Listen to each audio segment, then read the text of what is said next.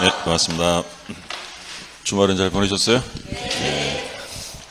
자, 오늘 담보 책임 들어갈 차례죠?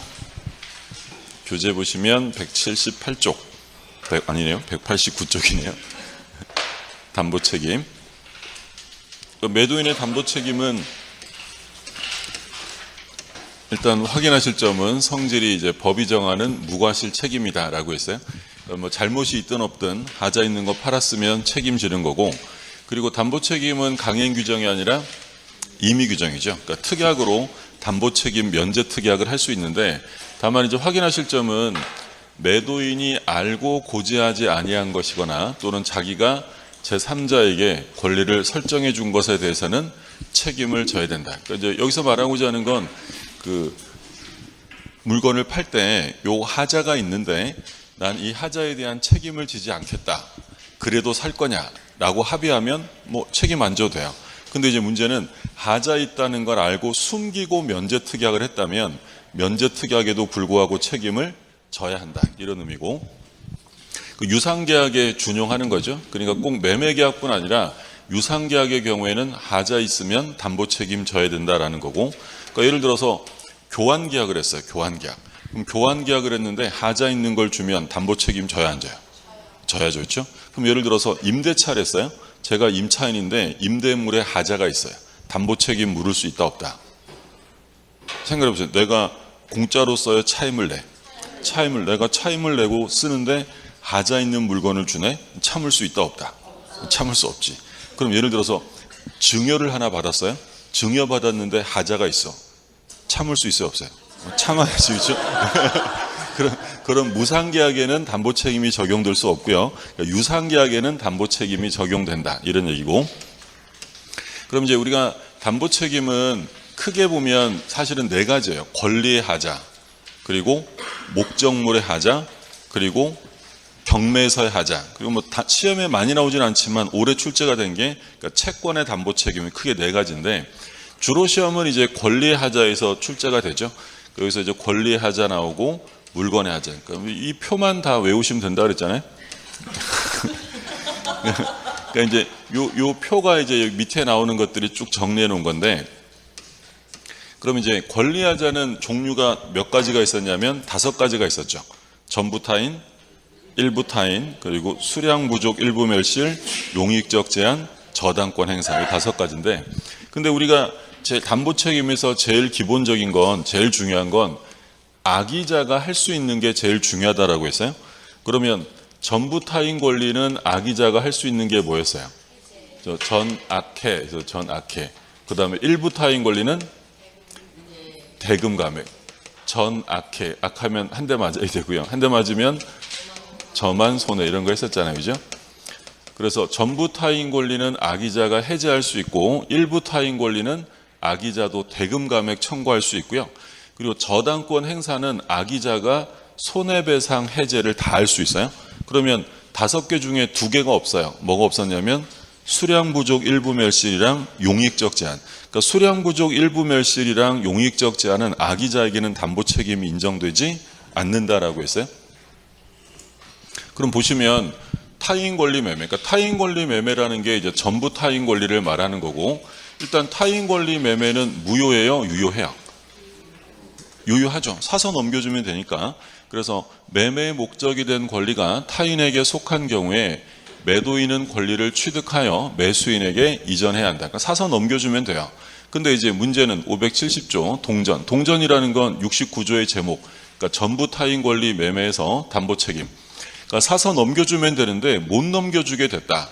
전조의 경우에 매도인이 권리를 취득하여 매수인에게 이전할 수 없는 때에는 매수인은 계약을 해제할 수 있다.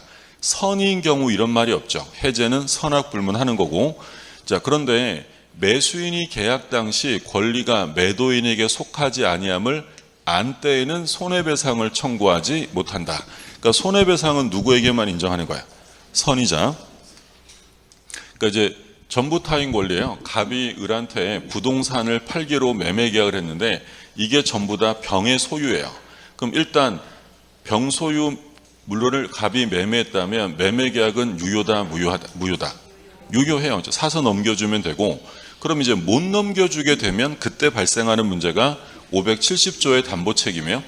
그러면 취득할 수 없게 되었다면 을은 계약을 해제할 수 있는데 대금 감액이 나올 수 있어요, 없어요? 지금 얘가 병거를 사서 넘겨줘야 되는데 못 넘겨줬어. 근데 깎아줘 이럴 상황은 아니잖아요. 그럼 대금 감액은 나올 수 없고 해제는 누가 한다고 했냐면 선악불문. 손해배상 누가요? 선의자가 하는 거고요. 그럼 이때 손해배상은 신뢰액 배상이에요? 이행이익 배상이에요?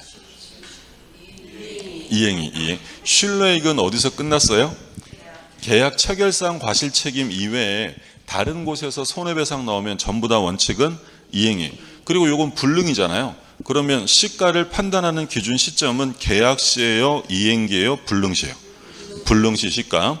그러니까 불능시 시가로 이행이익을 배상하는 거고, 그리고 얘는 행사기간에 제한이 없어요. 그러니까 우리가 5개 권리하자가 있는데 권리하자는 일단 행사기간은 1년이에요. 1년. 물건의 하자는 얼마였어요? 6개월. 권리하자는 1년인데 권리를 전혀 취득할 수 없거나 또는 권리를 모두 잃어버리는 경우에는 행사기간에 제한이 없어요. 그럼 얘는 권리를 전혀 취득할 수 없으니까 기간 제한이 없고, 그럼 나머지 4개 중에서 권리를 모두 잃어버리는 건 어떤 거예요? 저당권 행사. 저당권 행사도 576조, 얘도 기간 제한은 없습니다. 그러니까 요거 뭐 확인하시면 되는 거고, 교재 보시면 자, 일단 타인 권리 매매는 유효하고요. 그래서 이제 취득해서 넘겨주면 되는데 못 넘겨주면 선악을 불문하고 해제할 수 있다. 이게 뭐 제일 중요하죠. 악의자도 해제 가능하고. 자, 손해배상 청구할 수 있는데 누구만 할 수 있냐면 선이에요. 선의, 손해배상. 그리고 이때 손해배상은 불능 당시 시가를 기준으로 해서 이행이익을 배상한다라고 했고요. 그리고 행사기간의 제한은 따로 없다라고 했어요. 근데 이제 여기서 선의의 매도인의 특칙이 있었죠. 571조의 규정. 그러니까 이게 이제 뭐였냐면 갑이 병소유 부동산을 팔기로 계약을 했는데 못 넘겨줬어요. 그러면 원칙은 해제를 갑이 하는 거예요? 을이 하는 거예요? 을이. 쥐가 못 넘겨주고 쥐가 막 해제하고 이런 거 안 된단 말이에요. 근데 이제 문제는 매도인이 뭐였다는 거예요? 선의였대. 선의의 매도인의 담보 책임이에요. 그럼 선이라는 건 뭐예요? 자기가 매매를 할 때는 누구 건 줄 알았어요? 자기 건 줄 알았는데 매매 계약을 하고 보니까 자기 게 아니었던 거죠. 그러면 이 선의의 매도인도 계약을 뭐 할 수 있어요? 해제. 그러니까 선의의 매도인도 해제할 수 있는데 물론 이제 을에게 손해배상을 하는 거죠. 근데 손해배상은 언제나 하는 게 아니라 매수인이 선의일 때 하고요. 만약에 매도인은 선인데 매수인은 악이었어요. 그럼 이 경우에는 손해배상까지 할 필요는 없다. 이때는 권리를 이전할 수 없음을 통지하고 해제하면 되고요. 손해배상을 할 수 없다. 그러니까 일단 얘는 뭐 시험에 좀 어렵게 나올 때 출제가 되기도 하는데 타인 권리 매매에서 매도인이 선이다라고 써 있으면 무조건 어떤 말이 나올 거냐면 매도인도 해제할 수 있다. 근데 매도인이 해제하는데 손해배상을 물으면 손해배상은 무조건 하는 게 아니라 매수인이 선일 때 하는 거예요. 그럼 마지막으로 하나 유의하실 점은 만약에 갑이요 전부가 아니라 일부를 이전할 수 없게 됐대. 일부. 그럼 일부를 이전할 수 없게 되었다는 건 다른 말로 하면 일부는 이전할 수 있다는 거예요. 그러면 그때는 선의의 매도인에게 해제권이 인정된다 안 된다? 안 돼요. 그러니까 선의의 매도인의 해제권은 언제만 인정하는 거냐면 타인 권리 매매, 전부 다 타인 권리에 속할 때만 해제가 인정이 된다. 우리 그런 얘기 했었잖아요. 만약에 일부를 이전할 수 있다면 해제는 일부를 못 넘겨주는 갑이 하는 게 맞아요? 아니면 일부를 이전받게 된 을이 해제할지를 선택하게 해줘야 돼. 얘가 선택해야지. 그러니까 이 571조 선의의 매도인의 해제권은 언제만 적용되냐면 전부 타인 권리 매매고 일부를 이전할 수 없는 경우에는 적용될 수 없다. 자, 좀 조문 보세요. 일단 동전이잖아요. 동전이니까 뭐였어요? 전부 타인 권리 매매고, 그러면 매도인이 계약 당시에 매매 목적이 된 권리가 자기에게 속하지 아니함을 알지 못한 경우, 누가 몰랐다고요? 매도인이 알지 못한 경우, 매도인이 선이라는 거예요. 그러면 그 권리를 취득하여 매수인에게 이전할 수 없는 때에는 매도인은 손해를 배상하고 해지할 수 있다. 그러니까 얘가 선의의 매도인이면 손해배상하고 해지하면 되는 거야. 근데 2항에 보세요. 전항의 경우, 전항이니까 1항, 그러니까 매도인이 선의인 경우죠. 매도인이 선의인 경우에 매수인이 계약 당시 권리가 매도인에게 속하지 아니함을 안 때는, 자, 누가 알았다고 써 있어요? 그러니까 매수인, 그러니까 매도인은 선인데 매수인이 알았다고 써 있어요. 그러면 이때 매도인은 매수인에 대하여 권리를 이전할 수 없음을 통지하고 그냥 해지하면 되는 거지 뭐까지 할 필요는 없다. 손해배상까지 해야 되는 건 아니다라는 거예요. 요게 이제 매도인이 선의일 때 발생하는 문제. 그래서 요 미음에 보시면 선의의 매도인에 대한 특칙이라고 되어 있고요. 매도인이 선의인 경우에는 계약의 해제권을 인정한다라고 되어 있고, 근데 유의하실 점이 요거예요. 선의의 매도인의 해제권은 권리의 일부를 이전할 수 없는 경우에는 인정되지 않아. 그러니까 얼만큼 이전할 수 없을 때만 적용하는 거예요? 전부에 대해서만 적용하는 거지 일부의 경우에는 인정되지 않습니다. 다만 이제 해제는 되는데 손해배상은 매수인의 선악에 따라 달라진다. 그래서 매수인이 선이면 이때는 손해배상하고 해제를 할 수 있고요. 만약에 얘가 악이라면 이제 뭐는 할 필요 없다. 손해배상할 필요는 없다. 손해배상할 필요 없이 권리를 이전할 수 없음을 통지하고 해제하면 된다.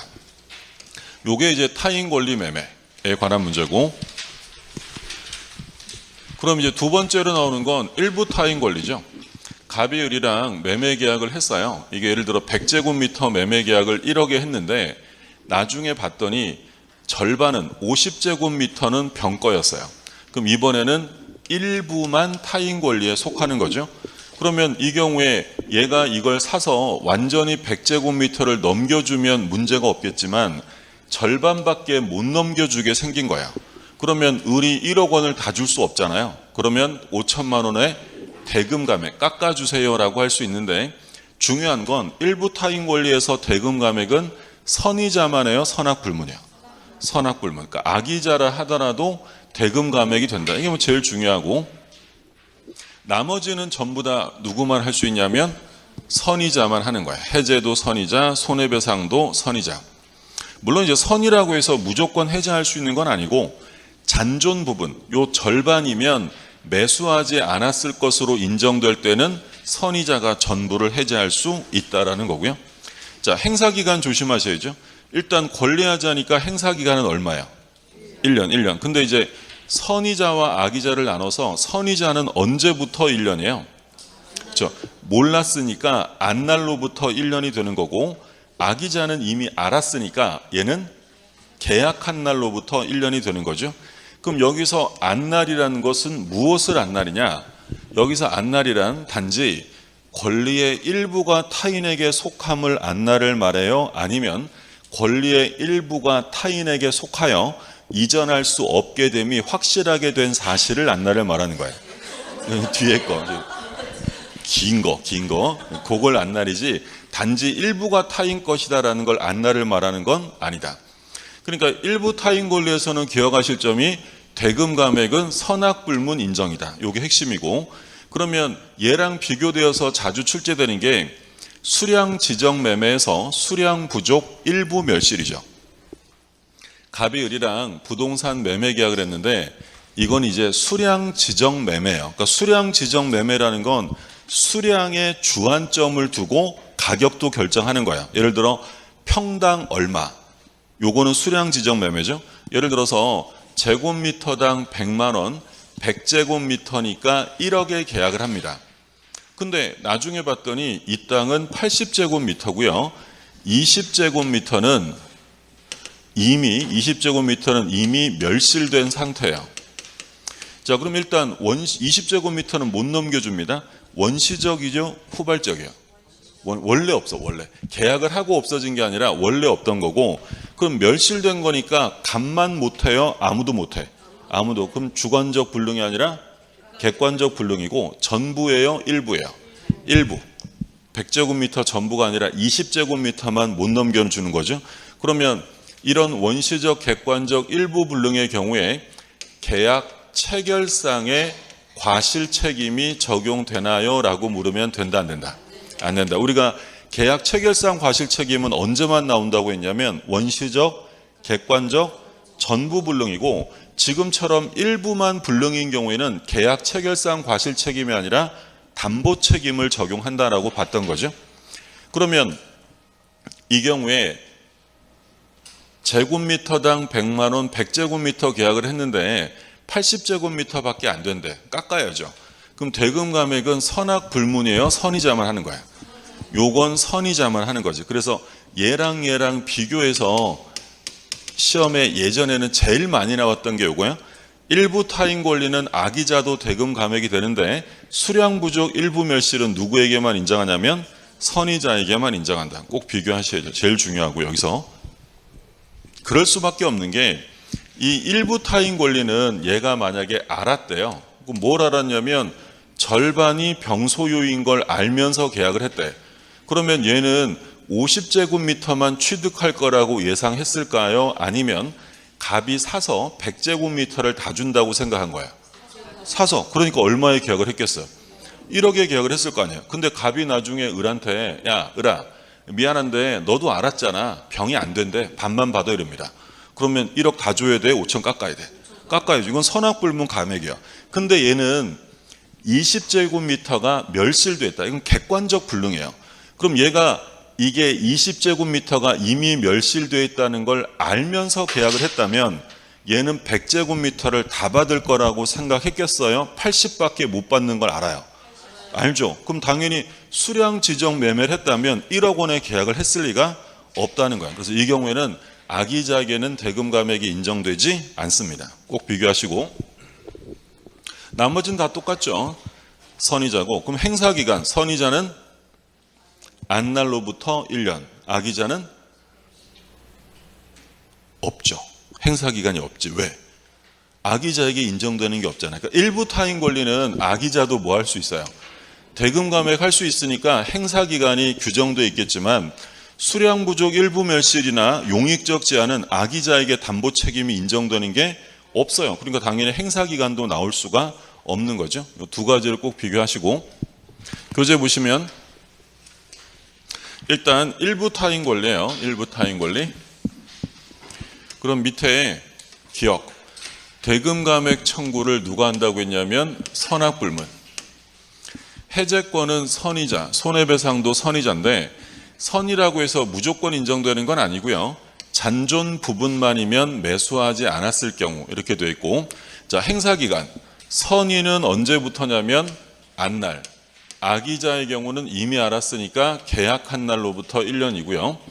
그러니까 여기서 이제 안날이라는 건 뭘 의미한다고 했냐면 단지 권리의 일부가 타인에게 속함을 안날을 말하는 게 아니라 일부가 타인에게 속함으로써 매수인에게 이전할 수 없게 되었음이 확실하게 된 사실을 안날을 의미한다. 구별하시면 되고 그 다음에 수량 지정 매매에서 수량 부족 일부 멸실이에요.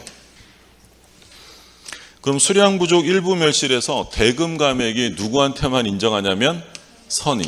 그래서 일부 타인이랑 비교되어서 제일 중요하게 나왔고 나머지는 뭐 똑같습니다. 나머지는 선의자만 할 수 있고 그리고 제척기간은 안날로부터 1년 악의자에게는 인정되는 게 없어요. 그 다음에 이제 575조 용익적 제한. 얘는 뭐 단순한 거죠. 갑이 을이랑 매매 계약을 했는데 이 부동산에 제한 물권이 있는 거예요. 예를 들어 지상권, 지역권, 전세권, 뭐 유치권 또는 등기된 임차권 등등 이런 것들. 그러면 을이 지상권자에게 토지 인도를 청구할 수 있어요, 없어요? 그러니까 우리가 이런 거 지상권 할 때 봤었는데 갑이 을에게 토지의 지상권을 설정을 해줬어요. 근데 지상권이 설정된 땅을 병에게 팔았대. 얘가 지상권을 먼저 설정했고 매매가 됐어요. 그러면 새로운 소유자 병이 지상권자에게 나가라고 할 수 있다 없다? 없죠. 이거 물권이잖아. 그럼 당연히 얘는 지상권이 설정된 땅을 샀으니까 얘한테 나가라고 할 수 없다. 우리 이런 거 봤었죠. 만약에 을이 단순한 임차권자예요. 단순한 임차권자면 새로운 소유자가 임차권자에게 나가라고 할 수 있다 없다? 있죠. 우리가 항상 무슨 얘기했어요? 매매는 임대차를 깨뜨린다라고 했죠. 얘는 물권자고 얘는 채권자니까 못 내보내면 말이 꼬였다, 그죠? 얘가 새로운 소유자고 얘가 임차권자면 얘는 대항할 수 없으니까 나가야 돼. 그럼 별 문제가 없는데 얘가 만약에 등기를 했어요. 등기된 임차권자는 뭐가 생겨요? 대항력. 그럼 나가요? 안 나가? 안 나가지. 그러니까 만약에 임차권이 등기돼 있으면 을이 얘를 내보낼 수가 없는 거야. 그러니까 이때 을이 갑에게 묻는 책임이 바로 용익적 제한이 되는 거죠. 이건 우리 시험에 지상권에서 몇 번 출제가 됐었죠. 지상권이 설정된 토지를 매수한 자는 지상권자에게 토지 인도를 청구할 수 있다. OX. 안 되는 거예요. 지상권 물권이니까 소유자가 얘한테 나가라고 할 수 없어. 그럼 이제 병은 얘한테는 뭐라고 할 수 없으니까 누구한테 책임을 물어야 돼요? 갑한테. 야, 너 왜 이딴 거 팔았어? 라고 책임을 묻는데 그럼 이 경우에 깎아주세요 라고 할까요? 대금 감액은 나올 수 없어요. 이건 양적인 문제가 아니라 뭐라 그랬어요? 질적. 그러니까 우리 담보 책임에서 대금 감액은 그게 전부야. 좀 전에 일부 타인 권리는 대금 감액 누가 합니까? 선악불문. 수량 부족은 선의자. 이게 끝. 나머지에는 대금 감액이 없어요. 양적인 문제에서만 생기는 거고. 자, 그러면 해제랑 손해배상 둘 다 누구만 할 수 있냐면 선의자. 근데 선의자라고 해서 무조건 해제할 수 있는 건 아니고 목적을 달성할 수 없는 경우에만 할 수 있어요. 만약에 목적 달성이 가능하다면 해제는 안 되고 뭐만 청구할 수 있냐면 손해배상. 자, 행사기간은 선의자 안날로부터 1년. 악의자는 없겠죠. 행사기간에 문제가 없어. 왜? 행사할 수 있는 게 없으니까. 요게 용익적 제한이야. 조문 한번 보시면 뭐라고 되냐면 매매 목적물이 지상권, 지역권, 전세권, 질권, 유치권의 목적이 된 경우에 매수인이 이를 알지 못한 때에는 이로 인하여 계약의 목적을 달성할 수 없는 경우에 한하여 해제할 수 있다. 무조건 해제가 아니라 목적 달성이 안 되는 경우에만 해제가 가능하고요. 만약에 기타의 경우, 그러니까 목적 달성이 가능하다면 그때는 해제는 안 되고 뭐만 청구할 수 있냐면 손해배상만 청구할 수 있다. 자, 2항. 전항의 규정은 매매 목적이 된 부동산을 위해서 있어야 할 지역권이 없다. 이건 통행지역권이 있어야 되는데 없대. 또는 부동산에 등기된 임대차가 있으면 똑같이 준용한다라는 거고요. 행사기간은 안날로부터 1년이다라고 돼 있어요. 그러면 기억해 보시면 대금 감액은 성질상 인정될 수 없다라고 했고 해제는 선의자에게만 인정하는데 무조건은 아니고 목적 달성할 수 없는 경우에만 가능하다. 나머지 선의자 나와 있고요. 그 다음에 이제 최근 들어서 제일 많이 출제가 되는 건 576조죠. 자, 576조 제일 중요한데 매매의 목적이 된 부동산에 설정된 저당권 또는 전세권의 행사로 인하여 일단 여기서 확인하실 점 여기까지 끊으면 제일 중요한 단어가 뭐야? 행사. 저당권, 전세권 설정으로 묻는 책임이 아니라 뭘로 묻는 거야? 행사. 그러니까 건물을 하나 샀는데 저당권이 설정돼 있어요. 사용하는데 불편한 거 있어요? 없어요? 없죠. 그리고 저당권이 설정돼 있다고 해서 언제나 저당권이 실행되는 것도 아니기 때문에 설정으로 묻는 게 아니라 행사가 돼야 돼. 그래서 소유권을 취득할 수 없거나 소유권을 잃어버리면 그때 매수인은 계약을 해제할 수 있어요. 선의자만 해요? 선악불문이요? 그런 말이 안 써 있잖아요. 선이라고 안 써 있으니까 이건 선악불문 해제하는 거고 그 다음에 2항. 전항의 경우에 매수인의 출제로 소유권을 보존한 때에는 매도인에 대하여 상환을 청구할 수 있다. 그러니까 전항 1항의 경우에 저당 달린 건물을 샀단 말이에요. 그럼 저당권 실행을 막으려고 매수인이 뭐 했대? 자기 재산을 출연하여 소유권을 보존했다. 그러니까 자기가 돈 내서 저당권을 없애버린 거야. 그럼 그 돈 누구한테 내놓으라고 해야 돼? 매도인에게. 그걸 이제 우리가 뭐 했냐면 구상권, 출제, 상환 청구라는 말을 썼던 거고요. 그래서 저당권이 실행되어서 권리를 잃어버리거나 두 번째는 저당권 실행을 막으려고 내가 돈을 갚았다든지 이런 경우에는 담보 책임을 묻게 되는데 손해가 있으면 배상 청구할 수 있다. 이게 576조의 책임이죠.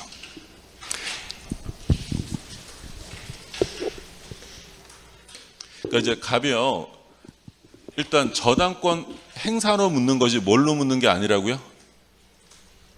설정으로 묻는 게 아니라 행사로 묻는 거고, 두 번째는 이 576조는 선의자와 악의자를 구별하지 않아요. 왜 구별하지 않는다고 했냐면 얘가 알고 샀대. 뭘 알고 산 거예요?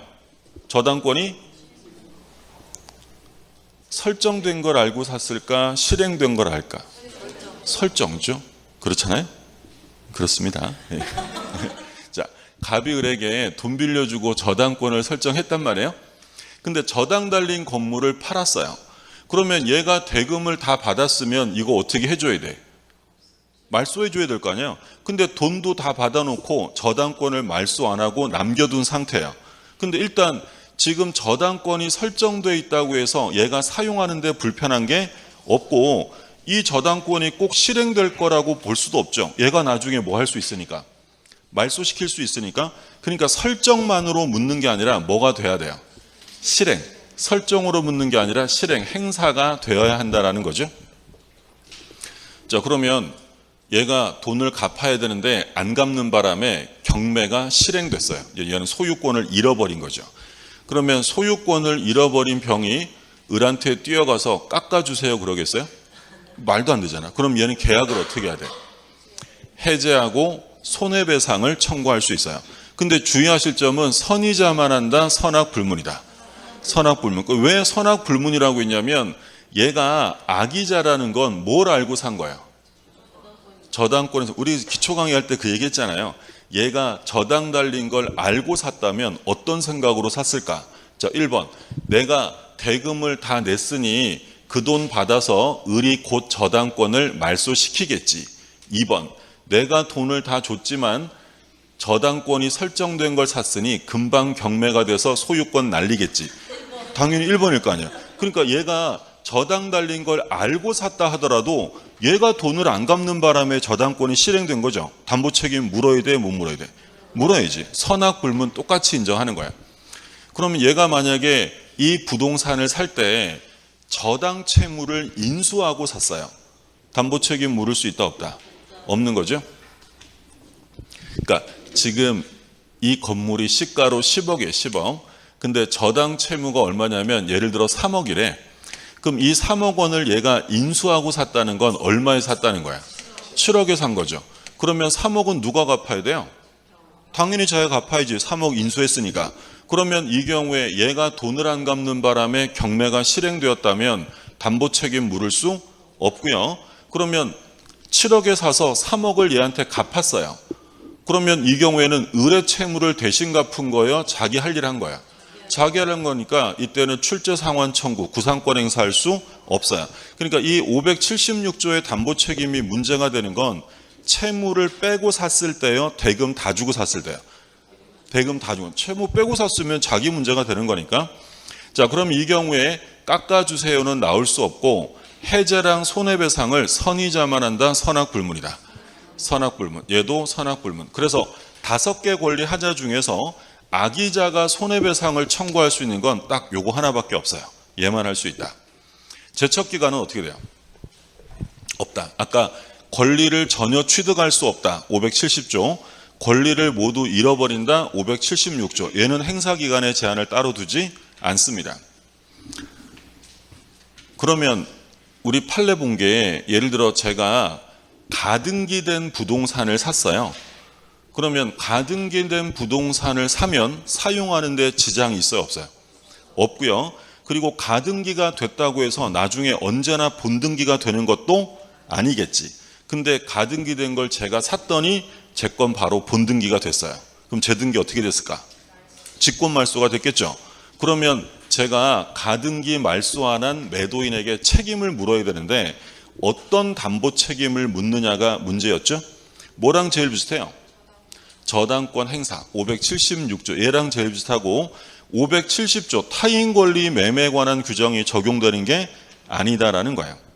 그러면 얘는 시험에 한번 출제됐고 출제되진 않았지만 관련 판례로 뭐 봤냐면 가압류된 걸 샀어요. 그럼 가압류된 부동산을 샀다.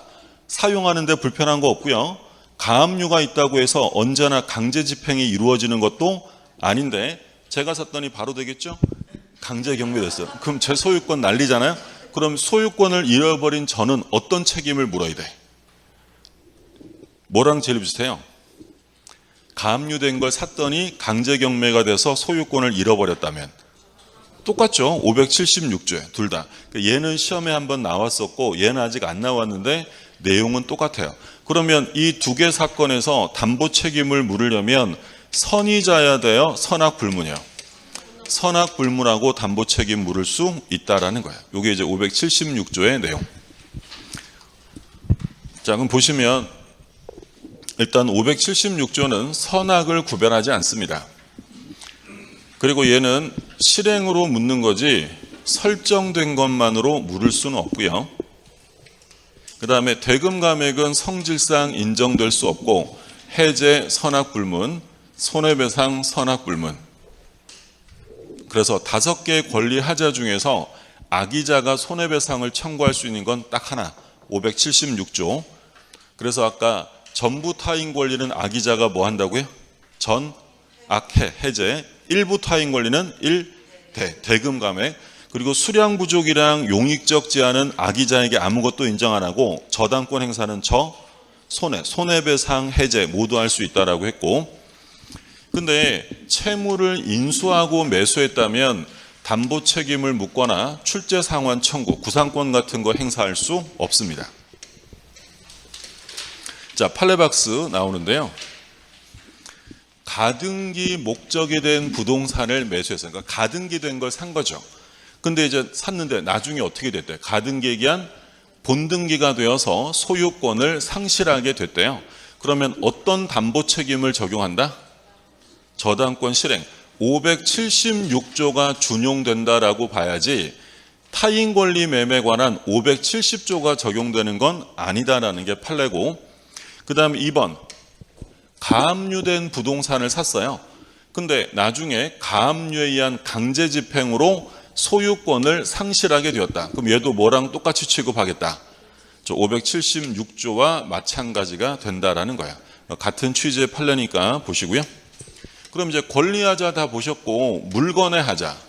그럼 일단 물건의 하자는 선의뿐만 아니라 모두 갖춰야 돼. 무과실. 자, 물건의 하자. 일단 이 목적물의 하자, 물건의 하자는 575조를 준용하도록 돼 있어요. 575조가 뭐였냐면 용익적 제한. 그러니까 용익적 제한이니까 선의 무과실이라고 무조건 해제할 수 있어요? 목적 달성을 할 수 없을 때 하는 거야. 목적 달성할 수 없을 때 하는 거고, 그러면 대금 감액이 될까 안 될까? 아까 우리 대금 감액은 어디서만 나온다 그랬죠? 일부 타인 권리의 선악불문, 수량 부족의 선의, 나머지는 대금 감액이 없어요. 그러니까 얘도 대금 감액이란 말 나오면 무조건 틀립니다. 대금 감액이 안 되고, 그리고 권리하자와는 달리 얘는 선의뿐만 아니라 무과실까지 갖춰야 돼. 그러니까 우리가 권리하자는 선의냐 악이냐만 구별했잖아요. 근데 물건의 하자는 선의뿐만 아니라 무과실까지 갖춰야 됩니다. 그래서 만약에 객관적으로 명백한 물건의 하자를 모르고 샀어요. 객관적으로 명백한 물건의 하자를 모르고 샀다. 담보 책임 물을 수 있어요, 없어요? 무슨 말인지 되셨어요? 다시. 객관적으로 하자가 명백해. 근데 나 모르고 샀어. 물건의 하자에 담보 책임 물을 수 있다, 없다? 없죠. 왜 못 물어요? 객관적으로 명백한 하자를 몰랐다는 건 뭐가 있다는 거야? 과실.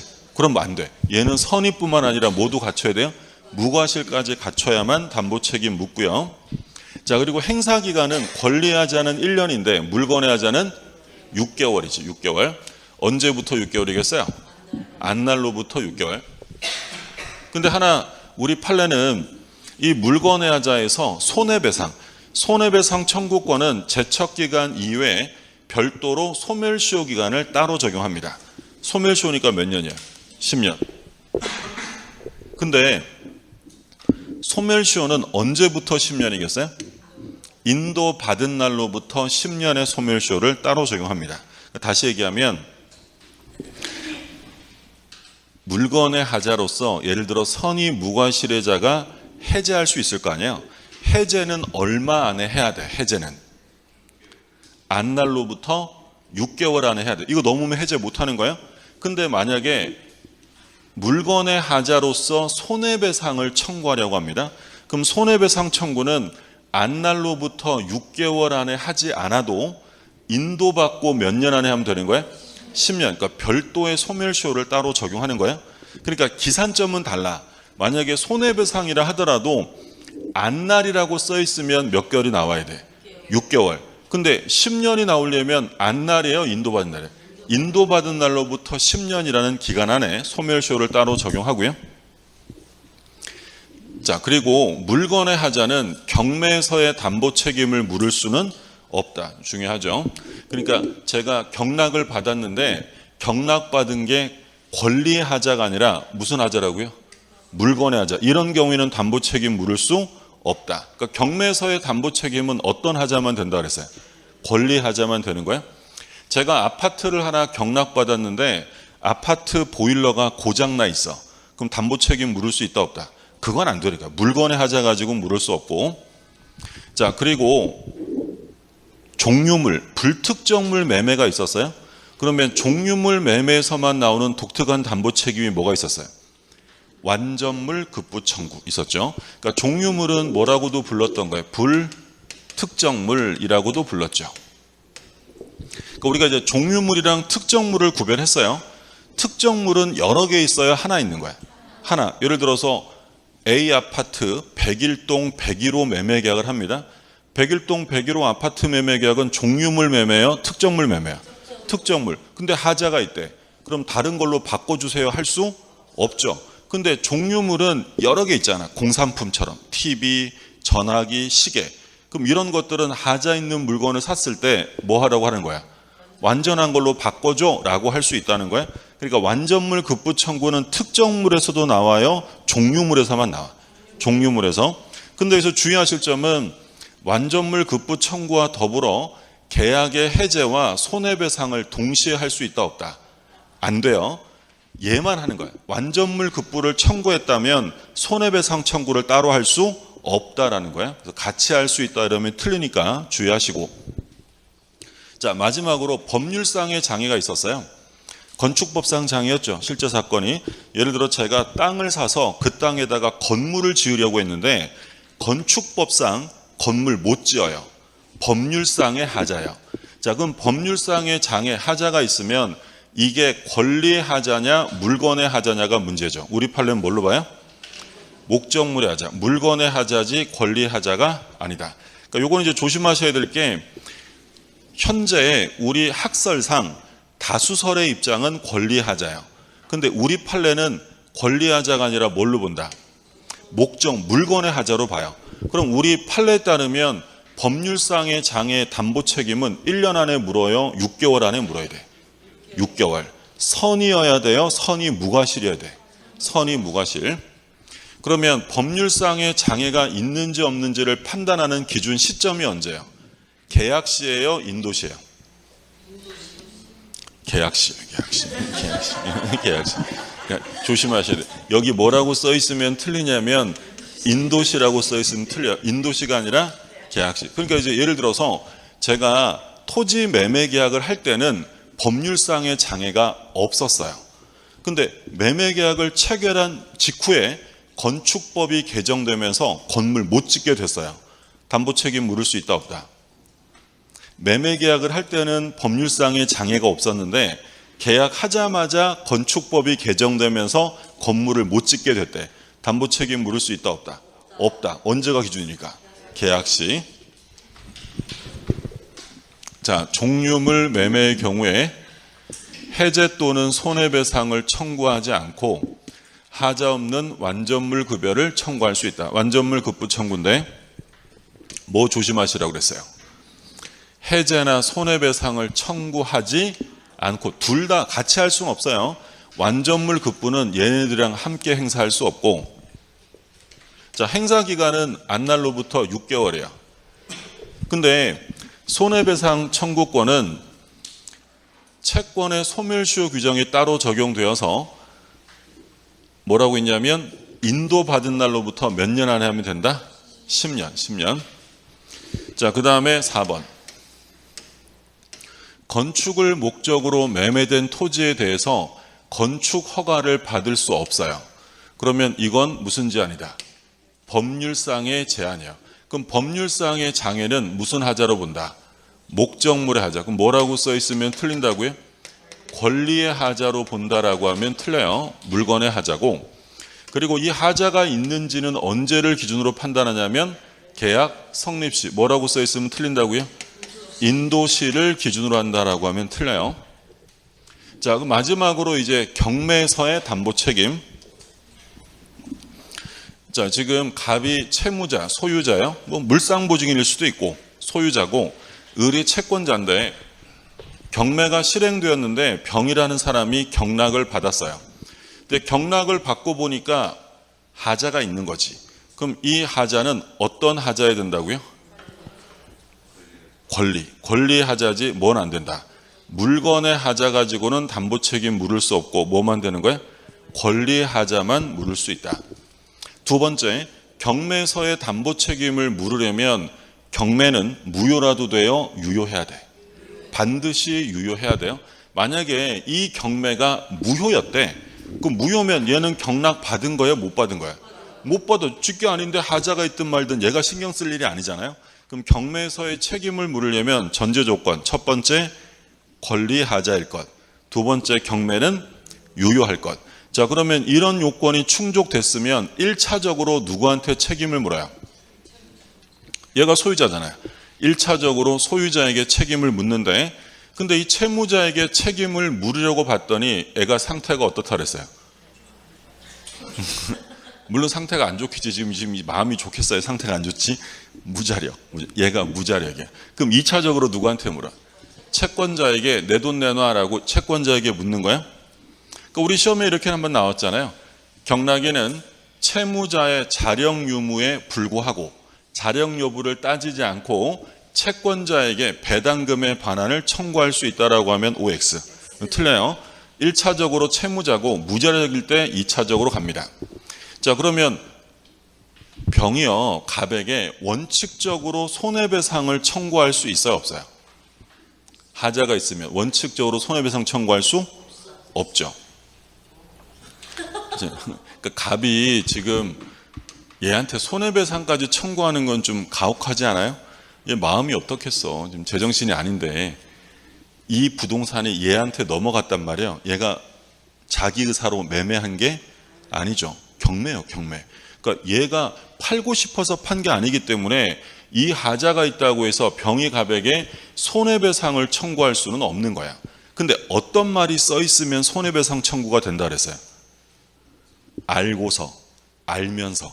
그러니까 얘가 하자가 있다는 걸 알면서도 고지하지 않았다, 또는 얘가 하자가 있다는 걸 알면서도 경매를 했다라고 하면 그때는 손해배상까지 나오는 거야.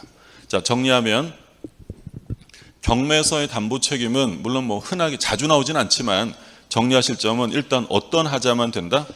권리의 하자. 자, 두 번째는 경매는 반드시 유효. 이 두 가지가 기본 요건.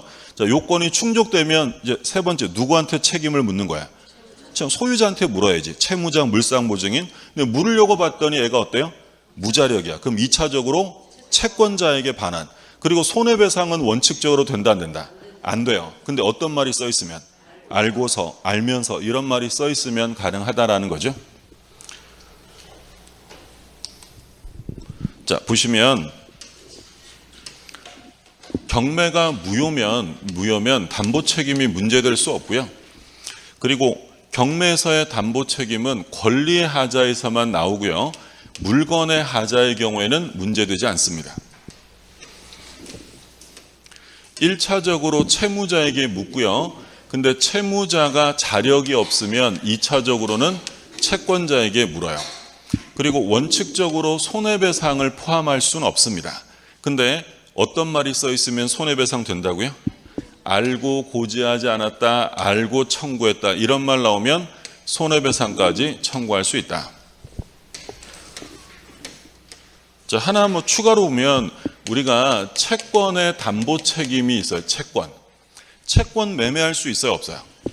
있죠. 그럼 채권을 매매했을 때 담보 책임 문제는 어떤 거냐면, 채권을 매매한 사람은 원칙적으로요, 채무자의 자력에 대한 담보, 보증을 해야 할 필요 없어요. 무슨 얘기인지 되셨어요? 제가 어떤 채권을 팔았단 말이에요. 그럼 채권에 채무자가 있을 거 아니야. 그럼 제가 채권 매매할 때 그 채무자 자력을 제가 담보해야 할 필요 없는 거예요. 할 필요 없는 거지. 근데 제가 만약에 그 채무자의 자력을 내가 담보해 주기로 했어. 그러면 언제적 자력을 담보하는 것이냐라는 문제예요. 그러면 채권은 두 가지가 있을 텐데, 변제기가 도래하지 않은 채권을 팔았을 수도 있고, 변제기가 이미 도래한 채권을 팔았을 수도 있어요. 그러면 변제기가 도래하지 않은 채권을 팔았대. 그럼 언제적 자력을 담보하는 거야? 변제기가 도래 안 했으니까. 변제기지, 변제기 자력. 그러면 변제기가 이미 도래한 걸 팔았어요. 그럼 언제적 자력일까? 계약시죠. 매매계약시. 계약시의 자력을 담보하는 거다. 단순한 거죠. 다시, 변제기가 도래하지 않은 채권을 팔았다면 언제적 자력이라고요? 변제기. 도래 안 했으니까 변제기고, 변제기가 이미 도래한 거였어요. 그럼 당연히 언제적 자력이다? 계약시. 그 얘기예요. 그러니까 마치 그런 거지. 몰랐으면 언제부터? 안날부터인 거고, 알았으면 계약일부터인 것처럼, 변제기가 도래 안 한 거면 변제기의 자력을 담보하는 거고, 이미 도래한 걸 팔았으면 계약 성립 시의 자력을 담보하는 거다. 원래 이제 시험에 잘 안 나왔는데 작년에 출제가 한번 됐어요. 같이 보시고. 자, 문제 하나 볼까요? 자, 매매에서 옳은 거예요. 작년 변리사 기출. 자, 1번. 가등기의 목적이 된 부동산을 매수한 사람이 가등기에 기한 본등기가 경료됐어요. 그럼 이제 소유권 어떻게 됐겠어요? 상실했겠지. 그러면 타인 권리 매매에 대한 담보 책임인 570조가 준용된다. OX. 아까 보셨죠? 가등기에 기한 본등기가 되어 권리를 잃어버리면 어떤 규정 준용한다? 576조. 저당권 행사. 576조를 준용하는 거지 타인 권리 매매를 준용하는 게 아닙니다. 자, 2번. 매도인이 계약 당시에 매매의 목적이 된 권리의 일부가 자기에게 속하지 아니함을 알지 못한 경우. 누가 몰랐다고요? 매도인이 알지 못했대. 자, 그러면 그 권리를 취득하여 매수인에게 이전할 수 없는 때에는 571조 선의의 매도인의 담보 책임에 따라 매도인은 손해를 배상하고 계약을 해지할 수 있다. OX. 빨리 읽으면 맞는 것 같기도 해요. 왜? 누가 선이라고 돼 있으니까. 매도인이 몰랐다고 써 있잖아요. 매도인이 알지 못했으니까 뭐 할 수 있다? 해제. 근데 여기서 어떤 말이 눈에 들어와야 돼? 일부가. 선의의 매도인이 해제하려면 일부가 타인 권리일 때도 적용돼요? 전부 타인 권리예요?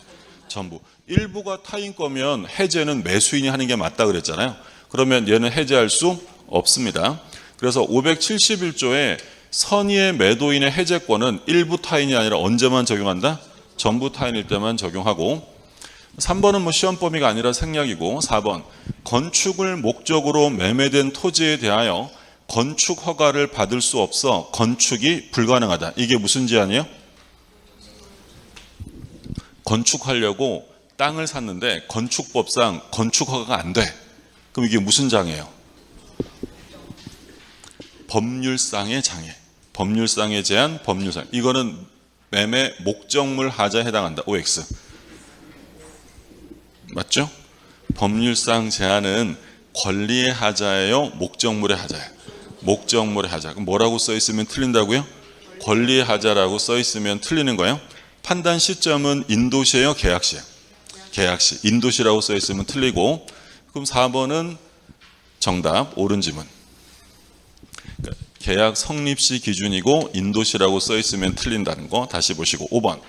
경매의 경우에 채권자가 권리의 흠결을 알고 경매를 청구한 경우라도 경락인은 채권자에게 손해배상을 청구할 수 없다. 자, 경매에서의 담보 책임인데 뭘 물었어요? 손해배상. 그럼 손해배상은 원래 청구할 수 없는데 어떤 말이 써 있으면 할 수 있다? 알고, 알면서 이런 말 써 있으면 손해배상 청구할 수 있다라고 했죠? 틀렸고 정답은 4번. 자, 여기까지가 이제 담보 책임이고 그 다음에 이제 환매는 쉽잖아요. 빠르게 한번 보면 요거 원칙은 손해배상 안 되는데 어떤 말 써 있으면 된다고요? 알고 알면서죠. 자, 환매. 갑이랑 을이 매매 계약을 하면서 이걸 다시 사오기로 약정하는 걸 뭐라고 했냐면 환매. 그러면 둘 중에 주된 약정은 뭐야? 매매. 얘는 종된 약정. 따라서 매매 계약이 소멸하면 환매 특약도 당연히 소멸합니다. 근데 환매는 제일 기본적으로 이 매매와 환매 특약은 반드시 동시에 해야 돼. 반드시 동시에. 그러니까 얘가 매도한 다음에 시간이 좀 지나서 나한테 다시 팔아줘라고 약속을 하면 그건 환매가 아니고 재매매 이야기예요. 그러니까 환매가 되려면 반드시 동시에 해야 된다. 그래서 이제 갑이 을에게 부동산을 팔고 대금을 받았어요. 그럼 지금 환매권자가 누구라는 거예요? 환매권자가 갑이에요. 갑. 그럼 갑이 이제 을한테 환매권을 행사할 텐데 환매권은 행사 기간 제한이 있었죠. 부동산은 몇 년? 5년, 동산은 3년인데 우리 시험은 부동산 나오니까 얘만 잘 기억하시고, 근데 중요한 건 한 번 기간을 정하면 환매권의 행사 기간은 절대로 연장할 수 없어요. 절대 안 돼요. 예를 들어서 부동산인데 3년으로 정했어요. 5년까지 연장할 수 있다 없다? 없어요. 한 번 정한 건 절대로 연장될 수 없고요. 만약에 부동산인데 기간을 10년으로 정했어요. 그럼 몇 년이요? 5년으로 단축되는 거예요. 그리고 이 환매권은 일신 전속권이다라고 하면 OX. 우리 시험 범위에 일신 전속권 없다고 했고, 그러면 이건 일신 전속권이 아니니까 환매권은 꼭 자기가 직접 해야 돼요? 양도할 수도 있어요. 양도 상속 가능하고요. 채권자가 대위할 수도 있다라고 했어요. 그럼 이제 얘가 소유권을 되찾아오려면 이제 환매권을 행사할 텐데 환매권 행사할 때는 말로만 하면 안 되고 뭘 줘야 돼? 돈 줘야지. 환매대금 줘야 될 거 아니에요? 환매대금은 얼마가 되느냐? 자, 일단 을한테 받은 뭘 줘야 돼? 매매대금에 자, 뭘 합산합니까? 매매 비용. 그렇죠? 매수인이 부담한 비용의 합산액에 뭐 들어가면 안 된다? 이자. 이자는 포함되지 않습니다. 이자는 왜 포함되지 않는다고 했냐면 을이 이 목적물로부터 뭘 취득해요? 과실. 얘는 대금에 이것도 과실이 이자일 거 아니에요? 그럼 이자와 매수인의 과실은 뭐 한 걸로 본다? 상계한 것으로 보기 때문에 이자는 붙이지 않아요. 환매대금은 대금의 비용의 합산액이라는 이 규정은 강행 규정이에요? 임의 규정이에요? 자, 임대차 전까지는 이걸 매주 해야 돼요? 임대차 전까지는 다 무슨 규정이라고요? 임의 규정. 그러니까 특약이 있으면 특약이 우선해요. 그러니까 이제 이 환매하면서 넌 이자 얼마 붙여야 돼? 라고 특약하면 거기에 따르면 되고 특약이 없으면 이자는 포함되지 않는 거예요.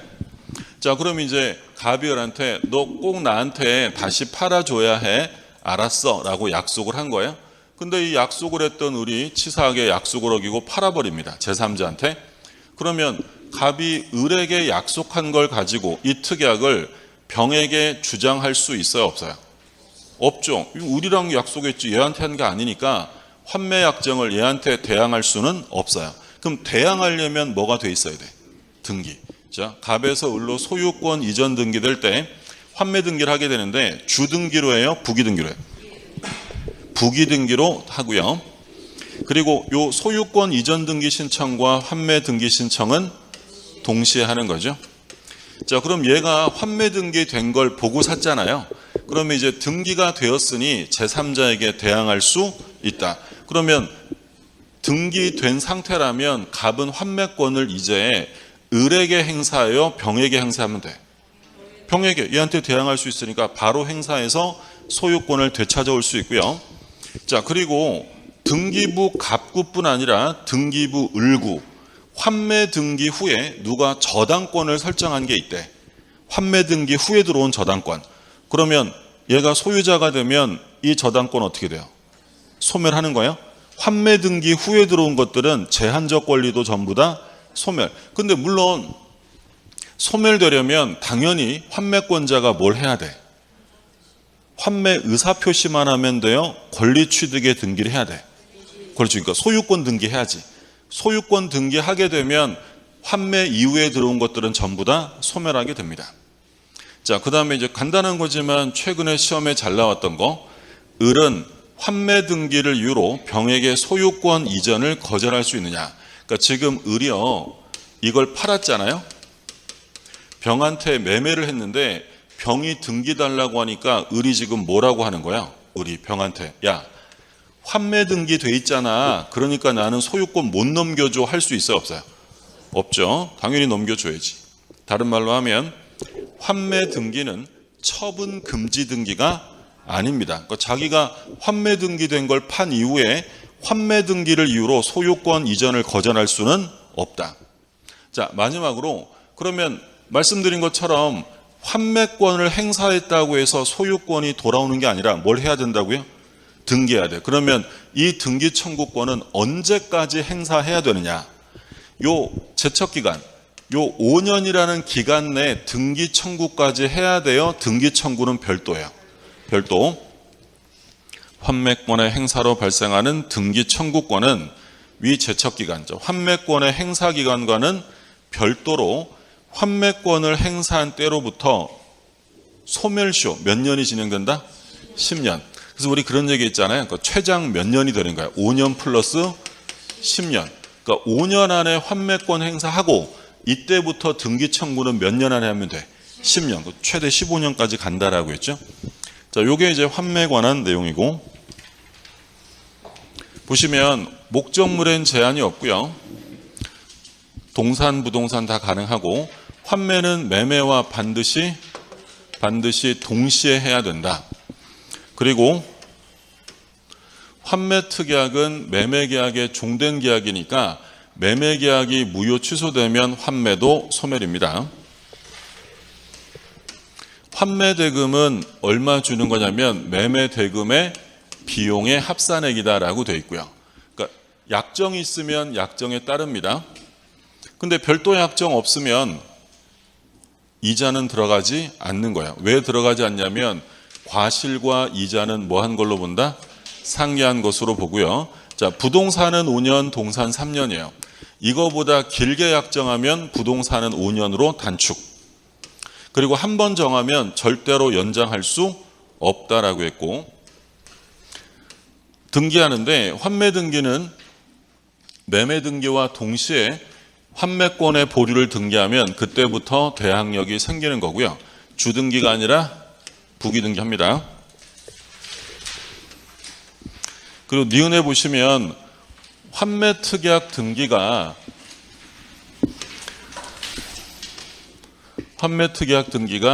처분 금지 효력을 가지는 것은 아닙니다. 따라서 부동산의 매수인은 아까 누구예요? 그림에서 을은 전득자가 누구였죠? 아까 병한테 계약을 해놓고 환매 등기 사실만으로 이 제3자 병의 등기 청구를 거절할 수 없다라고 했고요. 그리고 환매권 행사로 발생하는 등기 청구권은 환매권 행사 기간과는 별도예요. 별도로 행사하고 몇 년? 10년의 소멸시효가 따로 진행된다라고 했고요. 자, 환매권의 행사 방법. 기간 내 환매 대금을 줘야 돼요. 그럼 기간 내 환매 대금 못 주면 환매권 어떻게 돼요? 소멸하게 된다라고 했고, 양도할 수 있고요. 등기하면 전득자에게 바로 환매권 행사할 수 있다. 비용 청구 읽어보시고, 자, 여기까지가 환매고요. 그 다음에 교환은 좀 쉬었다가 보시죠.